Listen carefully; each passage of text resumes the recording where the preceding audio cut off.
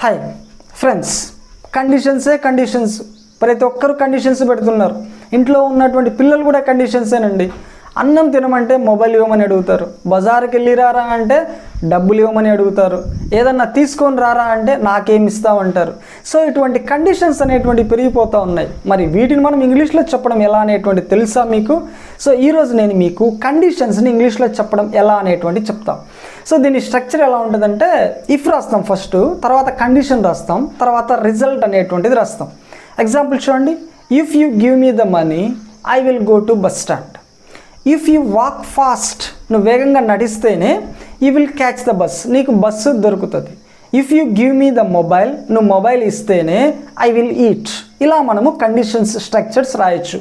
If తర్వాత condition రాస్తామండి, ఆ కండిషన్ తర్వాత రిజల్ట్ అనేటువంటిది రాస్తాం. కండిషన్ ఎలా ఉంటుంది?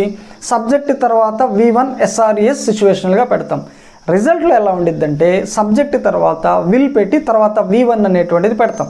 ఎగ్జాంపుల్ చూడండి. If you give me the money, if you give subjective plus V1 condition, ఓకేనా? If you give me the money I will go, I subject కదండి, విల్ పెట్టాం, గో V1. సో ఇలా ఉంటుందండి కండిషన్స్. సో ఈ structure ద్వారా మీరు English సెంటెన్సెస్ని విచ్చలవిడిగా ఇంగ్లీష్లో చెప్పొచ్చు కండిషన్స్ని.